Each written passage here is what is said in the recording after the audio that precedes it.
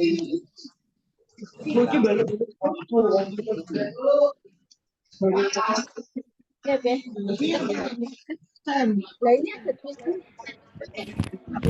mic-nya matikan dulu.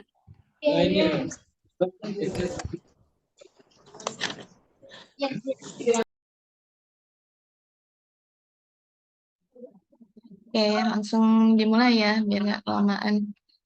Oke, mohon izin mengganggu kegiatan Bapak Ibu semuanya. Oke, kita lanjutkan ya.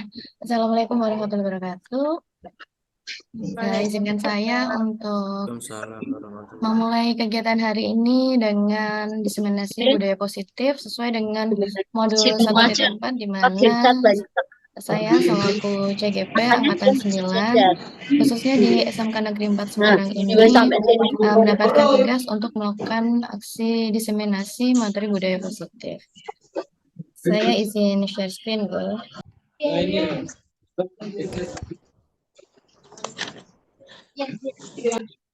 Sudah terlihat nih Bapak Ibu semuanya?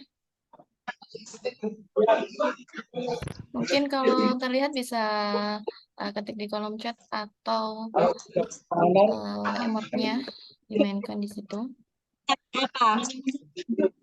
Budia, mic-nya matikan dulu, Budia.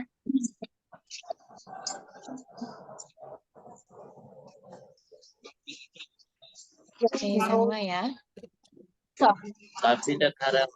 Di sini ada beberapa materi yang akan saya sampaikan, mulai dari perubahan paradigma belajar, disiplin positif, motivasi perilaku manusia, kebutuhan dasar, posisi kontrol restitusi, keyakinan kelas, segitiga restitusi, dan nanti akan ada sedikit bagian identifikasinya.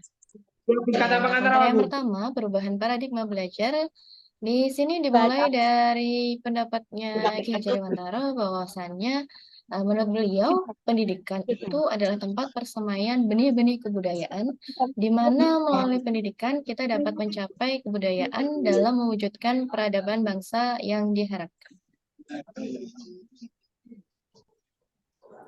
Nah, sehingga dari pernyataan beliau tersebut, pendidikan saat ini harus terus berubah, menjawab tuntutan zaman, agar kebudayaan yang tercipta tidak terisolasi atau bahkan diambang kehancuran. Karena kebudayaan tersebut harus terus bergerak sesuai dengan kodrat alam dan kodrat zaman. Kodrat alam yang dimaksud di sini tuh kaitannya dengan minat bakatnya muridnya, sedangkan kodrat zaman tuh berarti saat ini kita dihadapkan pada era society 5.0 di mana kita sangat amat bergantung pada kecanggihan teknologi. Nah, kemudian murid di sini diciptakan sebagai makhluk yang memiliki kodrat untuk mereka hidup dan tumbuh, sehingga pendidik tidak dapat menentukan dan berkehendak akan hidup tumbuhnya murid, melainkan hanya menuntun tumbuh atau hidupnya kekuatan-kekuatan yang dimiliki oleh murid dengan mengarahkan segala daya untuk memajukan perkembangan budi pekerti, pikiran, dan jasmani murid agar dapat memperbaiki perilakunya.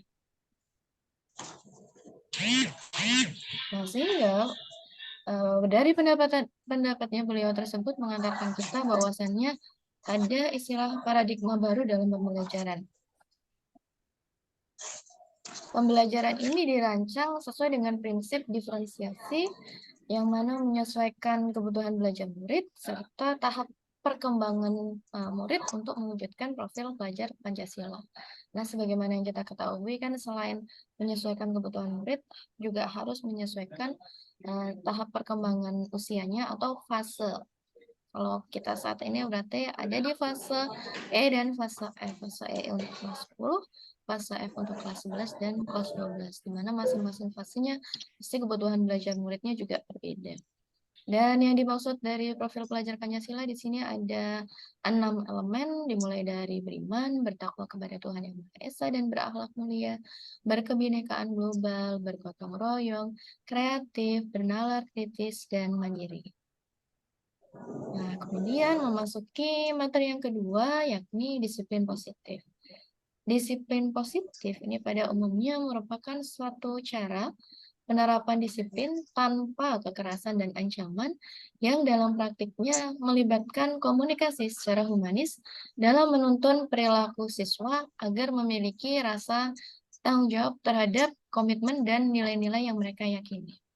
Sehingga tujuan dari disiplin positif ini menanamkan motivasi intrinsik murid untuk menjadikan mereka orang yang menginginkan segala sesuatunya sesuai dengan keyakinan mereka masing-masing.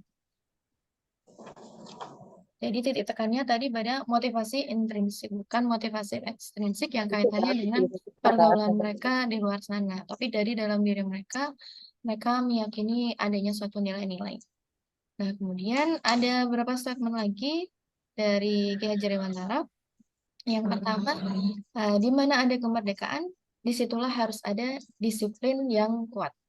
Kemudian mardika iku jarwanya Nora menglepasing pangreh, ngeng ugo kuat koso almandiri priyanggo, atau merdeka itu artinya tidak hanya terlepas dari perintah, akan tetapi juga merdeka untuk menentukan nasibnya mereka masing-masing. Dalam artian tadi memperkuat statement sebelumnya bahwasanya mereka sudah merdeka menentukan keyakinan mereka masing-masing sehingga otomatis dalam perilaku kesehariannya menyesuaikan dari keyakinannya mereka tersebut. Nah, kemudian di sini ada salah satu tokoh, mungkin kita belum ada yang kenal ya. Nah, ini tokoh dari barat sana, Diana Gosen, bahwasannya dalam bukunya yang berjudul Restructuring School Discipline, dia menyatakan ada 3 macam motivasi perilaku seseorang. Yang pertama, untuk menghindari ketidaknyamanan atau hukuman. Yang kedua, untuk mendapatkan imbalan atau penghargaan dari orang lain. Dan yang ketiga, ini yang tadi kita harapkan, untuk menjadi orang yang mereka inginkan dan menghargai diri sendiri sesuai dengan keyakinan yang mereka miliki.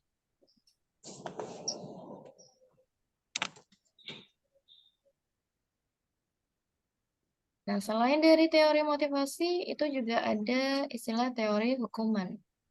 Nah, ini ada beberapa identifikasi dari hukuman. Yang pertama, hukuman bersifat tidak terencana atau tiba-tiba, sehingga anak atau murid tidak tahu apa yang akan terjadi. Dan yang kedua, hukuman bersifat satu arah dari pihak guru yang memberikan dan murid hanya menerima satu hukuman tanpa melalui satu kesepakatan atau pengarahan dari pihak guru, baik sebelum maupun sesudahnya.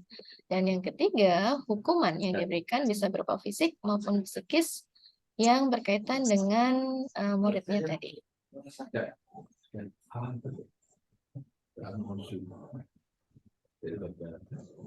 Nah, kemudian ada teori berikutnya, ada teori konsekuensi. Bahwasannya disiplin dalam bentuk konsekuensi itu sudah terencana atau sudah disepakati, sudah dibahas dan disetujui bersama. Kemudian umumnya bentuk-bentuk konsekuensi dibuat oleh pihak guru atau sekolah dan murid sudah mengetahui sebelumnya konsekuensi yang akan mereka terima bila terjadi pelanggaran. Kemudian yang ketiga, pada konsekuensi murid tetap dibuat tidak nyaman untuk jangka waktu yang pendek.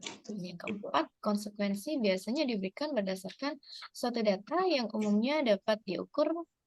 Ini contoh kasusnya, misalnya setelah 3 kali tugasnya murid itu tidak diselesaikan sesuai dengan batas waktu yang sudah diberikan oleh guru, atau bisa jadi murid ini diminta untuk melakukan kegiatan, murid ini melakukan kegiatan di luar kegiatan pembelajaran, misalnya mengobrol sendiri, bermain HP yang tidak sesuai dengan instruksi gurunya, maka akan mendapatkan konsekuensi atas perilaku yang mereka lakukan. Nah, teori yang ketiga, ini ada teori penghargaan, diusung oleh Alfie Kohn. Ini beliau mengemukakan bahwasannya baik penghargaan maupun hukuman sebetulnya ini merupakan cara-cara mengontrol perilaku seseorang yang menghancurkan potensi pembelajaran yang sesungguhnya. Karena menurut beliau ini secara ideal tindakan belajar itu sendiri merupakan penghargaan yang sesungguhnya. Dan ini mungkin cenderung berbeda dengan teori yang biasanya kita dengarkan ya, yang kita pahami bahwasanya teori reward and punishment. Padahal menurut Kuan ini baik penghargaan maupun hukuman itu menghancurkan potensi dari murid. Nah, ini ada pengaruh jangka panjang maupun jangka pendeknya. Dari penghargaan itu akan efektif jika kita menginginkan seseorang melakukan sesuatu yang kita inginkan dalam jangka waktu yang pendek. Kemudian, jika kita menggunakan penghargaan lagi dan lagi, maka orang tersebut akan bergantung pada penghargaan yang diberikan serta kehilangan motivasi intrinsiknya. Dan yang terakhir, jika kita mendapatkan penghargaan untuk melakukan sesuatu yang baik, maka selain kita senantiasa berharap mendapatkan penghargaan tersebut lagi, kita pun secara tidak langsung tidak menyadari tindakan baik yang kita lakukan. Karena berbuat baiknya hanya karena adanya satu penghargaan. Nah, teori yang terakhir itu ada teori restitusi. Ciri restitusi yang membedakannya dengan program disiplin lainnya, ini ada 10 ciri. Bahwasannya restitusi itu sebetulnya bukan untuk menebus kesalahan, namun untuk belajar dari kesalahan. Sebentar, ada iklan.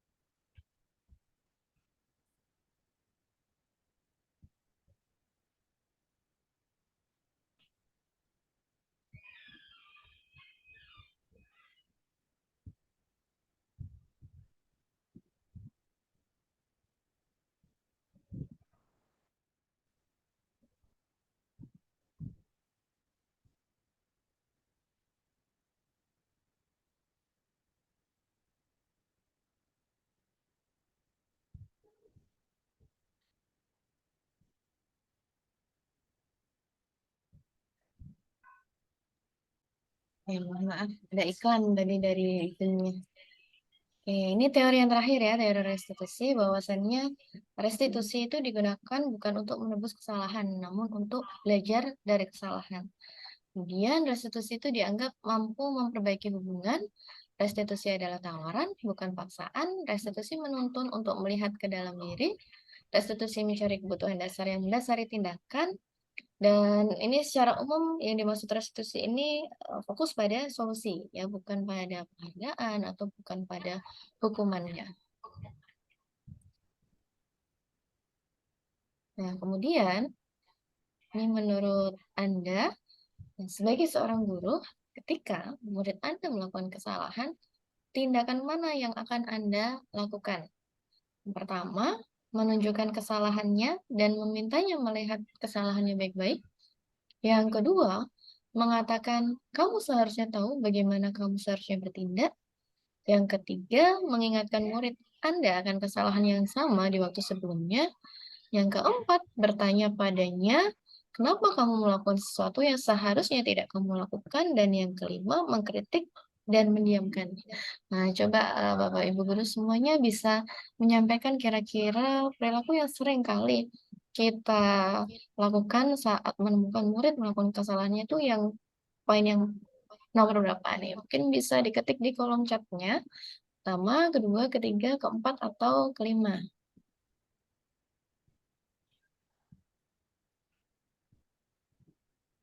Monggo. 1, 2, 3, 4, atau 5. Komen keempat. Yang paling sering. Kira-kira yang mana?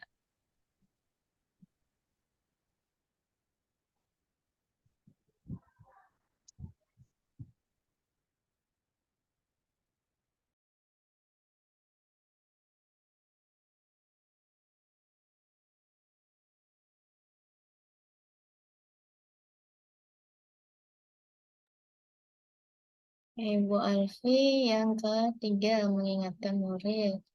Bu Diana 4 dan 5. Yang lainnya masih mengetik. Pak Anan keempat. Oke, ini sekilas ilustrasinya ya yang akan mengantarkan kita kira-kira dari teori tadi ya. Awalannya ada teori hukuman, teori penghargaan, teori restitusi, yang mana setiap perilaku murid pasti akan didasarkan pada motivasinya. Ini berkaitan dengan materi yang selanjutnya. Nanti kita bahas berikut ini ya. Oke, jadi di sini ada dua kolom utama mengenai identitas individu, identitas murid yang kita harapkan tuh yang gagal atau yang sukses. Pasti semua Bapak Ibu guru menjawab identitas yang sukses. Nah, ternyata dari beberapa penelitian, para pakar ini menyimpulkan bahwasannya identitas sukses itu diperoleh dari bentuk disiplin, bukan adanya hukuman. Nah, disiplinnya di sini terbagi menjadi dua macam. Ada konsekuensi dan restitusi. Nah, untuk konsekuensi, segala sesuatu itu harus terjadi. Sedangkan kalau untuk restitusi, itu merupakan pilihan. Akan terjadi atau tidak. Nah, kalau yang konsekuensi korbannya bisa diabaikan, yang restitusi korbannya mendapatkan ganti. Yang konsekuensi itu nanti muridnya dibuat tidak nyaman, tapi kalau yang restitusi, murid mendapatkan penguatan. Nah, di sini ada lebih spesifiknya lagi, bedanya konsekuensi, restitusi, dan hukuman yang jelas untuk identitas yang sukses itu dimulai dari konsekuensi menuju ke restitusi. Karena kalau yang hukuman di sini mengantarkan ke arah perilaku yang negatif, konsekuensi netral, maka yang restitusi yang positif. Jadi yang ingin kita capai ini yang kolom yang hijau, yang paling kanan. Bisa dilakukan dengan mengucapkan kalau yang restitusi, apakah hal ini yang sesungguhnya yang ingin kamu lakukan? Nah, kalau yang konsekuensi identiknya itu berarti guru akan mengatakan lakukan apa yang saya katakan. Nah, kemudian apa peraturannya? Mampukah kamu melakukannya? Terima kasih. Itu untuk yang konsekuensi. Tapi kalau untuk yang restitusi, berarti apa yang kamu yakini? Apa yang bisa kamu lakukan untuk memperbaiki masalah ini? Sehingga murid itu akan menghormati dirinya dan orang lain. Kemudian yang berikutnya. Ini ada kelanjutan dari identitasnya, identitas sukses maupun identitas gagal. Jadi yang kita yakini positif itu yang restitusinya. Nah, di sini ada skema kebutuhan dasar manusia. Bahwasannya setiap individu itu ternyata memiliki 5 macam kebutuhan dasar manusia. Mulai dari kebutuhan untuk bertahan hidup, kasih sayang dan rasa diterima, kebebasan, kesenangan, dan penguasaan. Jadi mana yang paling mendominasi kebutuhan dasar setiap individu, itu nanti yang akan mempengaruhi perilakunya. Nah, sekarang coba kita lakukan bersama identifikasi berkaitan dengan ilustrasi berikut ini. Nanti bisa langsung diketik di kolom chat ya, Bapak Ibu. Ini ada statement dari muridnya nih. Aku senang main kejar-kejaran dengan ibu guru. Seru. Ini kira-kira termasuk dari bagian kebutuhan dasar yang mana? Penguasaan kah? Kebebasan, cinta dan kasih sayang, atau justru yang kesenangan? Bisa ketik di kolom chatnya ya, Bapak Ibu semua.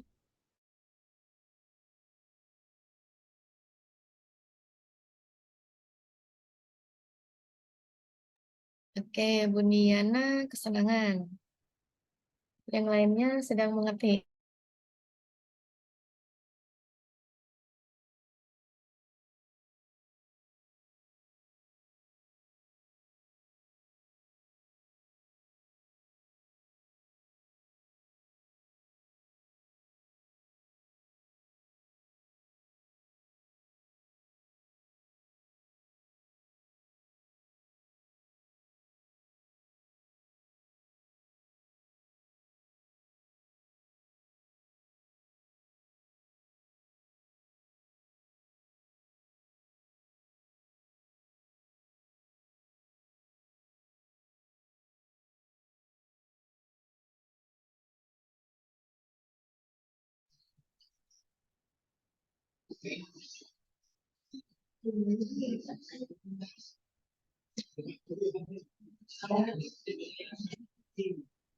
Bisa diketik di kolom chatnya, nggih, Bapak Ibu semua.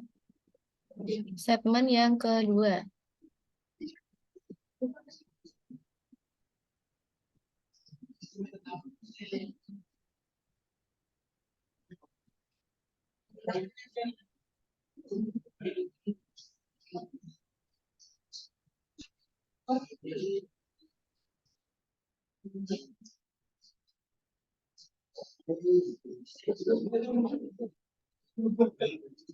Bu Diana yang 2, Bu Alfi 1 dan 2.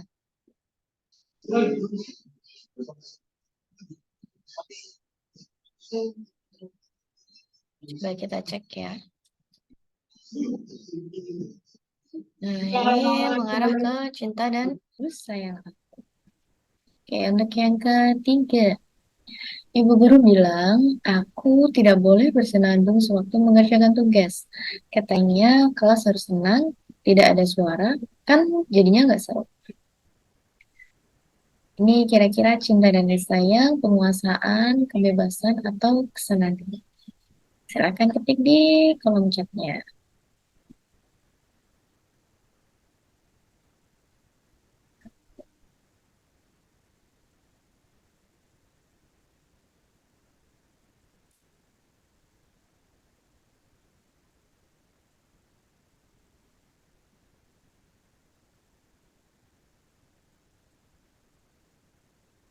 Jawabannya kesenangan.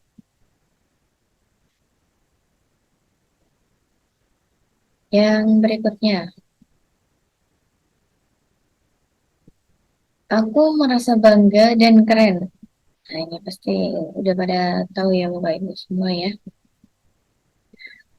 Jawabannya benar, penguasaan.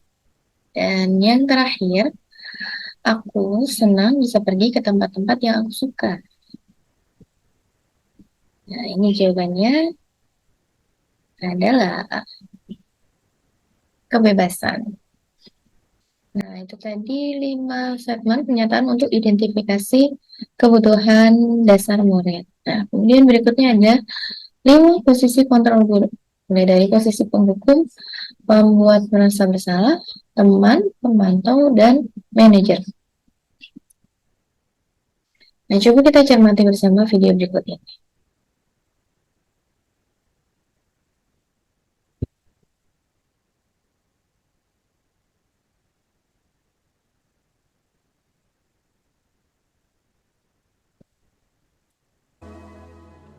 Lima posisi kontrol itu adalah 1. Posisi penghukum 2. Posisi pembuat merasa bersalah 3. Posisi teman 4. Posisi pemantau atau monitor dan 5. Posisi manajer. Untuk lebih memahami kelima posisi tersebut, mari kita saksikan kasus Naren yang terlambat hadir 20 menit di sekolah dan melihat bagaimana kelima posisi kontrol dalam menghadapi masalah tersebut.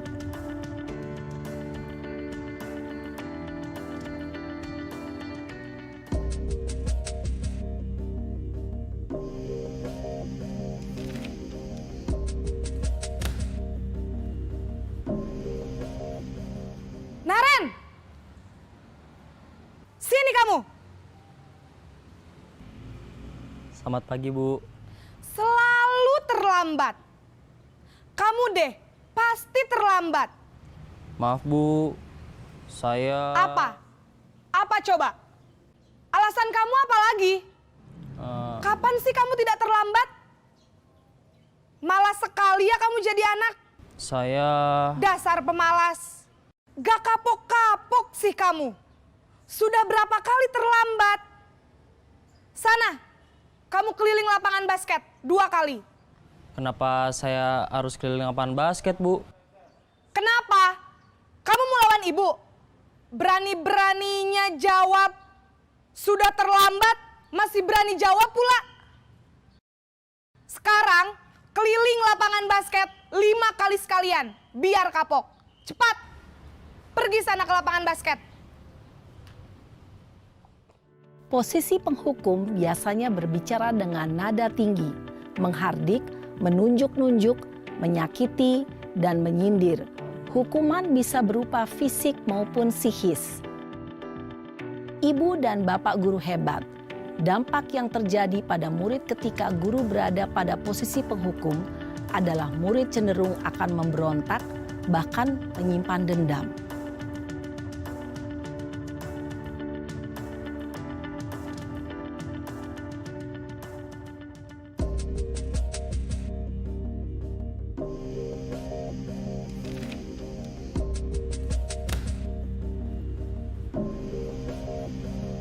Naren!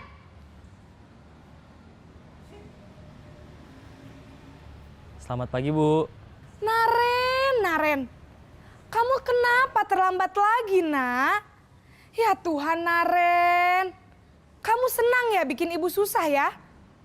Kalau kamu terlambat lagi, nanti ibu yang ditegur bapak kepala sekolah, Nak. Disangka ibu tidak bisa membina kamu. Duh, gimana ini? Maaf, Bu. Duh, Gusti Naren. Kamu suka ya kalau ibu ditegur bapak kepala sekolah?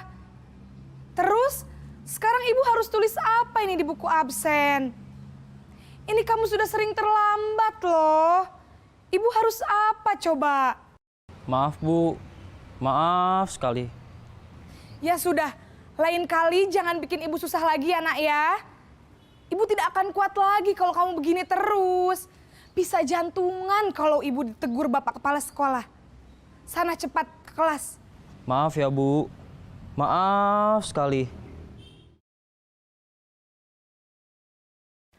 Posisi pembuat rasa bersalah berbicara dengan nada tenang, cenderung lembut. Namun kata-kata yang diutarakan membuat murid merasa menjadi orang yang gagal. Memandang buruk dirinya sendiri, merasa tidak berharga, dan tidak sanggup membahagiakan orang lain. Ketika guru mengambil posisi pembuat rasa bersalah, murid akan menganggap dirinya yang bersalah dan ia akan menyimpan emosi negatif tersebut di dalam dirinya.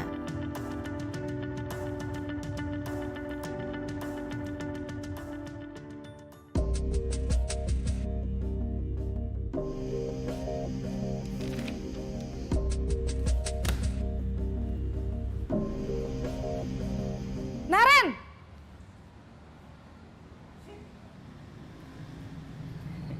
Selamat pagi, Bu. Wah, sudah jam berapa ini, Nak? Terlambat lagi ya, sayang. Iya, Bu. Habis ibu saya lupa bangunkan saya, Bu. Kamu malah menyalahkan ibu kamu. Kamu bukannya anak yang larinya paling kenceng. Kok terlambat sih? Iya, Bu. Saya memang terlambat bangun tadi.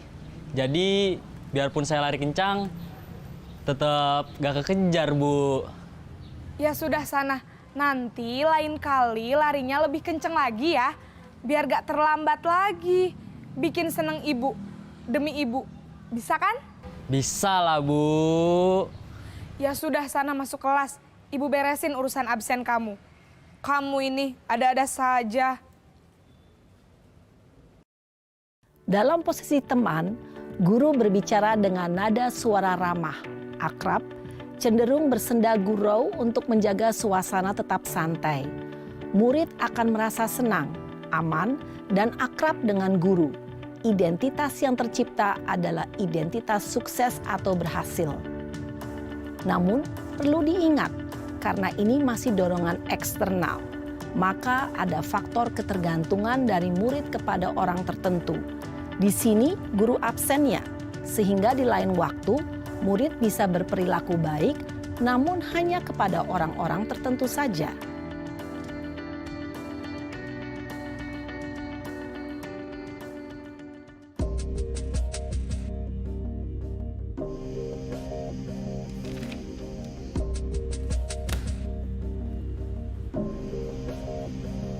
Naren!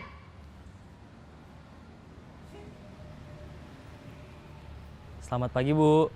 Naren, apa peraturan sekolah kita tentang jam berapa kita harus masuk sekolah, Nak? Kita harus di sekolah jam 7, Bu. Iya betul, sekarang sudah jam 7.20. Naren sudah tahu konsekuensinya jika terlambat hadir. Paham, Bu. Saya harus tinggal kelas pas jam istirahat selama 20 menit. Iya benar, konsekuensinya demikian. Jadi nanti jam 9.30 pas istirahat, kamu harus tinggal di kelas, kerjakan tugas tambahan untuk ketertinggalan kamu, ya. Baik, Bu.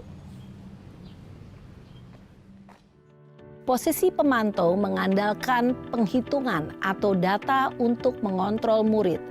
Guru mengarahkan murid berdasarkan peraturan dan konsekuensi. Seorang pemantau menunjukkan bahasa tubuh dan ekspresi wajah yang datar dan cenderung formal.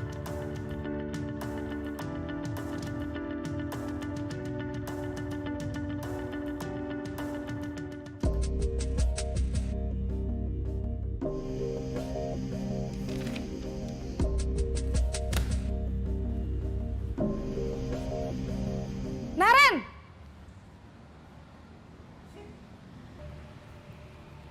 Selamat pagi, Bu. Selamat pagi, Naren. Maaf, Bu. Saya terlambat.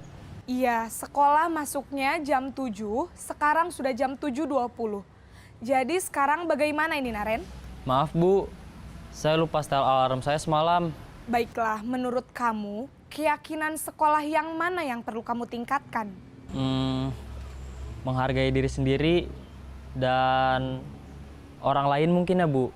Setuju. Jadi, apakah Naren meyakini prinsip saling menghormati tersebut? Iya, Bu. Saya meyakininya. Apakah Naren bersedia memperbaiki masalah keterlambatan ini? Bersedia, Bu. Bagaimana kamu akan perbaiki masalah keterlambatan ini? Saya akan coba untuk tidak lupa menyetel alarm saya, Bu. Baik, kalau Naren lupa menyetel alarm di rumah, ada orang yang kira-kira bisa bantu mengingatkan tidak? Ada, Bu. Kakak saya, Kak Ema. Ada lagi selain Kak Ema? Selain Kak Ema, ada ibu saya. Baik, jadi yang mengingatkan Naren adalah Kak Ema dan ibu kamu ya? Kira-kira akan mulai setel alarm kapan nih, Naren? Setelah pulang sekolah, akan segera saya lakukan. Baik, jadi Naren akan setel alarm untuk bangun besok pagi dan akan diingatkan oleh kakak dan ibunda Naren ya. Ada lagi yang mungkin perlu dilakukan, Naren? Agar tidak terlambat bangun lagi. Tidak ada, Bu. Baik, Naren. Terima kasih untuk kerjasama kamu. Sekarang kamu perlu kembali ke kelas untuk belajar. Baik, Bu. Terima kasih. Posisi manajer adalah posisi kontrol yang disarankan untuk membimbing murid memiliki sikap disiplin yang positif, yaitu murid yang mandiri, bertanggung jawab, dan dapat memecahkan masalah. Tujuan dari posisi ini adalah agar murid dapat berefleksi atas tindakannya. Guru akan dengan tulus memberikan pertanyaan-pertanyaan bermakna, sehingga membuat murid dapat belajar dari kesalahannya dan mencari sebuah solusi untuk menyelesaikannya. Ibu dan Bapak guru hebat, setelah mengamati adegan kelima posisi kontrol tadi, kira-kira posisi mana yang paling ideal? Posisi mana yang dapat menunjang motivasi intrinsik murid? Ya, tentu posisi manajer. Posisi ini memang posisi ideal yang ingin dituju setiap pendidik. Pada posisi inilah, guru dapat menerapkan disiplin positif yang berpihak pada murid, yang memerdekakan murid. Perjalanan seorang pendidik tentunya tidak mudah untuk sampai pada posisi seorang manajer. Namun, tujuan kita pasti, yaitu menciptakan murid-murid yang mandiri, merdeka, dan bertanggung jawab. Semoga penggambaran 5 posisi kontrol yang telah diperlihatkan ini dapat menjadi ajang refleksi bagi kita semua, agar dapat terus mengasah dan menerapkan disiplin positif yang memerdekakan murid. Mari terus berlatih dan bersemangat. Selamat menerapkan. Salam dan bahagia, Ibu dan Bapak guru hebat. Nah, yang berikutnya.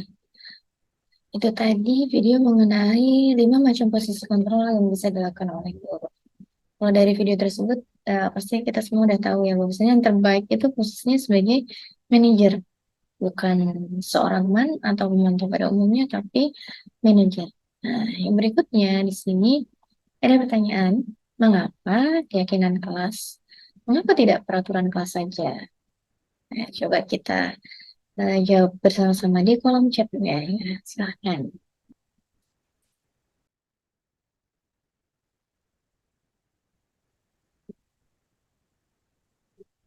Nah, ini ada dua pertanyaan pemandu. Yang pertama, mengapa kita memiliki peraturan tentang penggunaan helm pada saat mengendarai kendaraan roda 2 atau kendaraan roda 2 atau motor? Mati.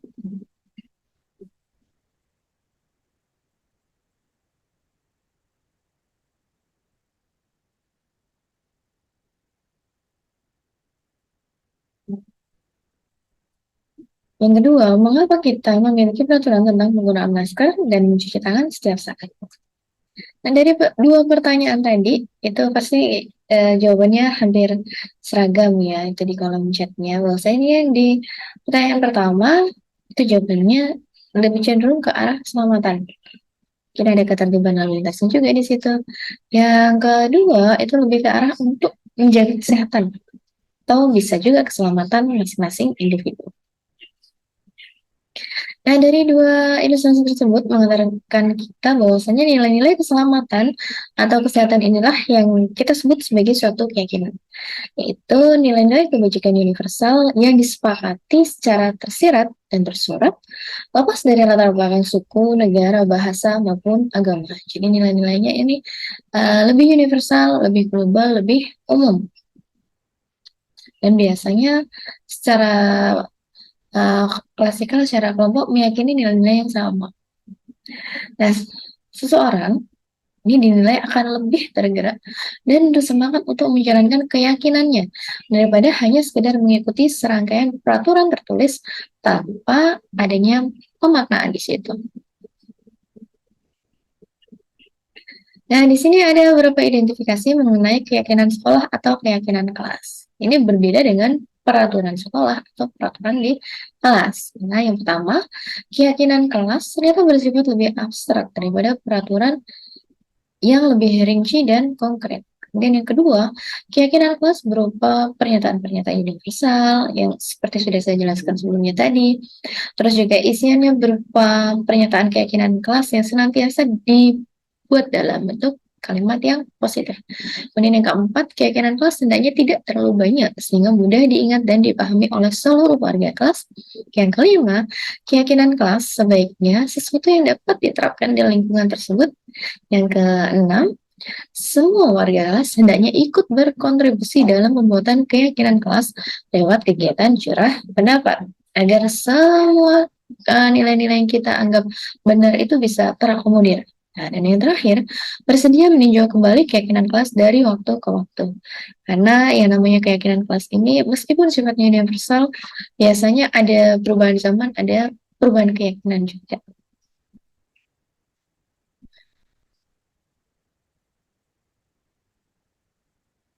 Nah, kemudian definisi nilai kebajikan itu sendiri.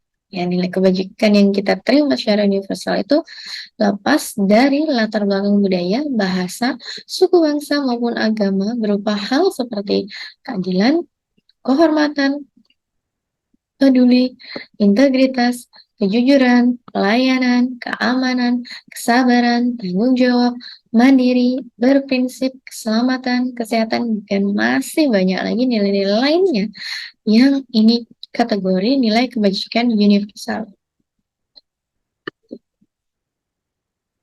Nah, adapun prosedur pembentukan keyakinan sekolah atau kelas ini meliputi beberapa langkah. Yang pertama, kita ajak warga sekolah kalau kita mau bentuk keyakinan sekolahnya. Kalau keyakinan kelas berarti kita ajak murid-murid di kelas itu untuk melakukan curah pendapat, saling berpendapat mengenai peraturan yang perlu disepakati di sekolah atau di kelas. Kemudian kita catat semua masukannya, bisa ditulis di buku tulis atau di kertas atau dengan memanfaatkan kecanggihan teknologi. Itu bisa, yang penting seluruh masukannya itu tercatat, terakomodir di situ. Kemudian baru kita susun nih peraturannya tadi jadi sebuah keyakinan. Nah, sesuai prosedurnya di awalnya tadi, yang namanya keyakinan kelas dibentuk dalam bentuk kalimat positif, bukan kalimat negatif. Nah, ini ada contohnya. Kalau kalimat negatifnya, jangan berlari di kelas atau koridor. Kita ubah jadi kalimat positif. Ya, benar ya. Berjalanlah di kelas atau koridor. Jadi, menghindari kata jangan. Oke, langkah berikutnya. Tinjau kembali daftar curah pendapat yang sudah dicatat. Nah, mungkin kita akan mendapati pernyataan yang tertulis di sana itu merupakan kategori peraturan. Nah, setelah itu kita coba identifikasi lagi nilai kebajikan atau keyakinan yang dituju melalui peraturan yang tertulis tadi, yang sempat terlewat tadi. Kita ganti jadi bentuk nilai kebajikan, bukan peraturan lagi. Misalnya, berjalan di kelas, dengarkan guru, datanglah tepat waktu. Ini peraturan yang sebetulnya di bawah satu payung keyakinan yang sama, saling menghormati, atau nilai kebajikannya hormat. Nah, sehingga keyakinan inilah yang dimasukkan dalam daftar untuk disepakati. Kegiatan ini juga merupakan pendalaman pemahaman bentuk peraturan keyakinan sekolah atau kelas. Kemudian langkah berikutnya nih, setelah kita ubah tadi ya, yang peraturan-peraturan yang sempat terlewat, jadi nilai kebajikan atau keyakinannya, kita tinjau ulang lagi. Kita persempit konteksnya karena idealnya keyakinan itu berkisar antar 3-7 prinsip atau keyakinan. Karena kalau terlalu banyak, takutnya nanti kita kesulitan mengingatnya. Nah, langkah selanjutnya itu ada setelah keyakinan sekolah atau kelas selesai dibuat, maka semua warga maupun warga sekolah ataupun warga kelasnya tadi ya, sesuaikan dengan konteks keyakinan yang dibuat tadi, itu saling menyetujui isinya dan bisa menghubungkan tanda tangan di keyakinan sekolah atau keyakinan kelas tersebut. Nah, kemudian,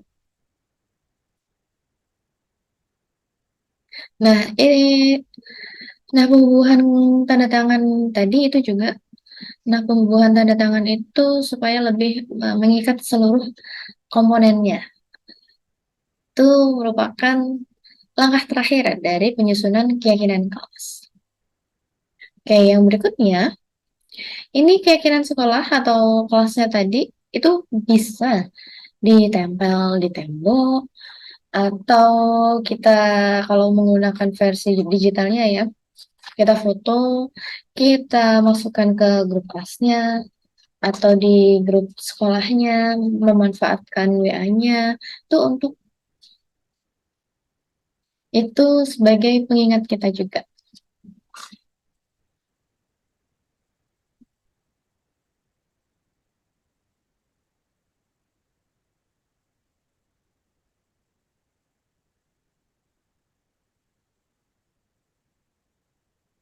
Nah, ini ada contoh keyakinan kelas dari keyakinan kelas 1, keyakinan kelas 5, atau keyakinan kelas 7. Nah, kita bandingkan ya. Yang keyakinan kelas 1 nih di sini ini konteksnya masih sederhana sekali. Misal, setiap anggota kelas perlu belajar, perlu senang, perlu melakukan tugas, perlu saling menghargai, ataupun perlu merasa aman. Sedangkan keyakinan kelas 5, nah ini mulai agak meningkat lagi. Selalu bersikap positif, senantiasa menjadi diri terbaik, percaya dan menghormati orang lain serta barang miliknya, berkomitmen terhadap setiap tugas, senantiasa membantu. Dan untuk yang keyakinan kelas 7, ini juga semakin meningkat lagi, semakin detail lagi. Contoh, nilai kebajikan hormat. Kami meyakini bahwa sangat penting untuk menghormati semua orang dan barang milik orang lain. Kemudian untuk nilai kebajikan yang bekerja. Kami meyakini bahwa sangat penting untuk mengerjakan segala pekerjaan atau mengikuti kegiatan yang telah ditugaskan. Dan yang ketiganya, nilai kebajikan diterima dan dimiliki. Ini keyakinannya kami meyakini bahwa sangat penting untuk merasa diterima pada suatu kelompok dan saling peduli satu dengan yang lainnya.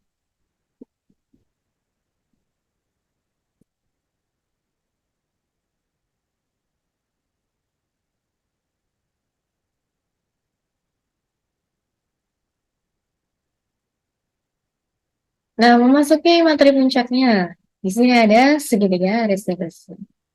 Segitiga restitusi ini diusung oleh segitiga restitusi ini teorinya dikembangkan oleh pakar pendidikan Diane Gossen berlandaskan pada teori kontrol Dr. William Glasser. Nah, definisi dari segitiga restitusi itu satu proses dialog yang dijalankan oleh guru agar dapat menghasilkan murid yang mandiri dan bertanggung jawab. Segitiga restitusi ini meliputi 3 tahap, yakni menstabilkan identitas, validasi tindakan yang salah, dan menanyakan keyakinan. Nah, di sini ada skemanya dari pelaksanaan segitiga restitusi. Untuk menstabilkan identitas, biasanya diawali dengan kalimat setiap orang pasti pernah melakukan kesalahan. Atau kamu bukan satu-satunya orang yang pernah melakukan ini. Nah, kemudian lanjut ke validasi tindakan yang salah. Caranya biasanya identik dengan kamu tentu punya alasan mengapa melakukan hal tersebut. Atau adakah cara yang lebih efektif untuk mendapatkan apa yang kamu butuhkan. Kemudian yang terakhir itu menanyakan keyakinan. Kira-kira keyakinan kelas apa yang telah kita sepakati? Atau kamu ingin menjadi orang yang seperti apa? Nah, sebetulnya istilah segitiga restitusi ini mungkin asing ya kita dengarkan ya. Tapi saya yakin Bapak Ibu guru semuanya sudah menerapkan langkah-langkah yang ada pada segitiga restitusi. Meskipun mungkin langkahnya terbalik, mungkin kita validasi tindakan yang salah dulu, baru menstabilkan identitas, atau justru yang kebalikannya menanyakan keyakinan kelasnya. Tapi saya yakin Bapak Ibu guru di sini dengan pengalaman mengajarnya yang sudah cukup lama, biasanya akan cenderung ke penerapan segitiga restitusi meskipun kita belum mengetahui teorinya. Tapi pelaksanaan saya yakin sudah mengarah ke sini. Ya.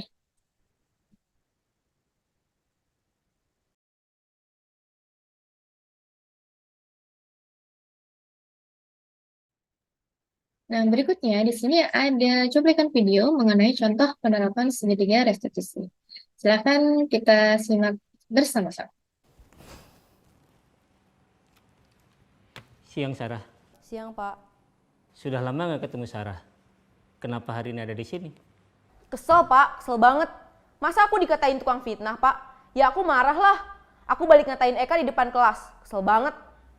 Oh begitu. Ya pasti kamu marah dan kesal. Bapak juga akan marah apabila ada yang menuduh Bapak seperti itu. Kemudian pada saat itu kamu mau melakukan apa? Ya saya langsung ngatain Eka lah, Pak. Kesel banget. Saya bentak-bentak dia depan teman-teman lain. Oh begitu. Pasti kamu melakukan seperti itu karena suatu alasan tertentu bukan? Iyalah, masa saya diam saja, Pak? Ya saya bela diri lah. Masa saya dituduh tukang fitnah? Ya wajarlah. Mempertahankan harga diri itu sesuatu yang penting buat kamu.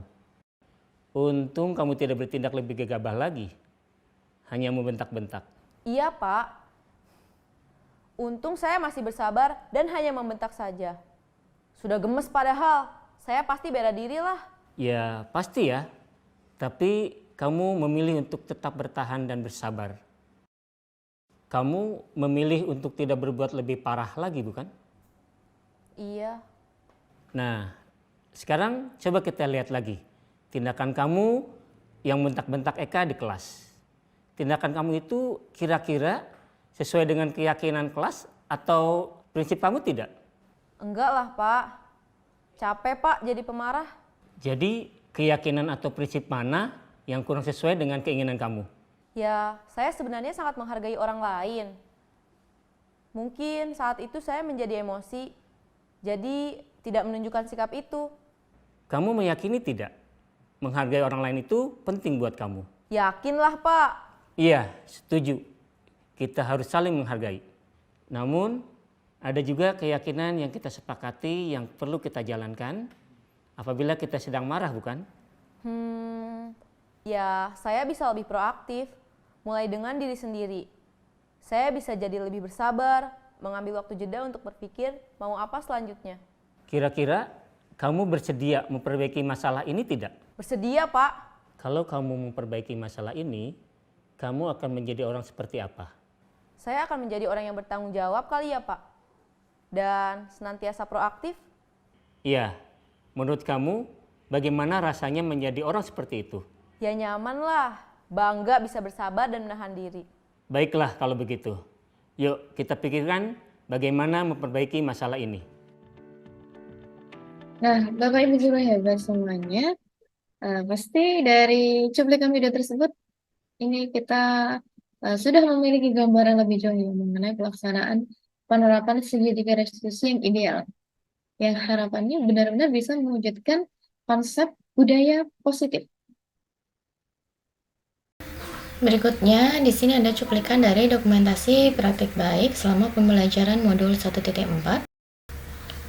Yang pertama yakni praktik segitiga restitusi. Di sini saya lakukan bersama salah satu siswa kelas 11, dimulai dari menstabilkan identitasnya, kemudian validasi tindakan yang salah, hingga berakhir pada penarikan keyakinan kelasnya.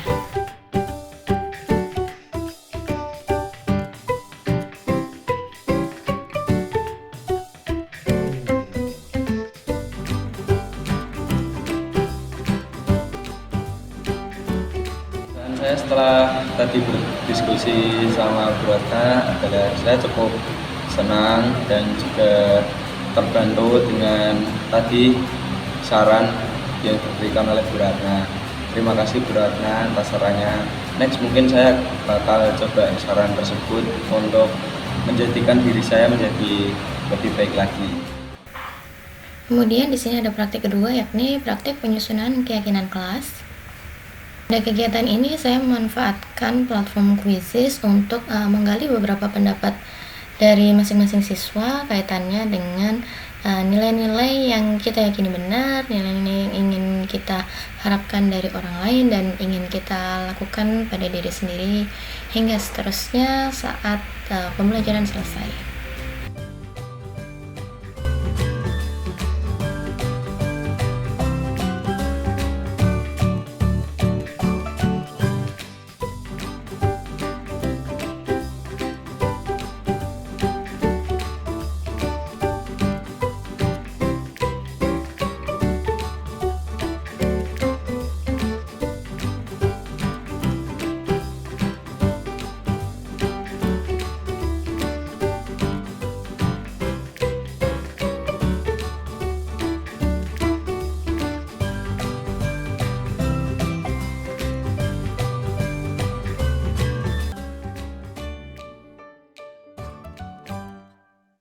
Nah, kita memasuki acara yang terakhir. Ini ada sedikit untuk refleksi. Silahkan Bapak Ibu guru semuanya masuk ke Quizizz dengan menggunakan kode game 472342 atau bisa juga klik link di sini yang mana materi yang sudah saya bagikan sebelumnya. Tinggal diklik di bagian kata di sini. Nanti Bapak Ibu guru semuanya akan diantarkan ke Quizizz. Nah, ada beberapa pertanyaan yang sudah saya temui di sana. Silahkan Bapak Ibu semuanya bisa bergabung.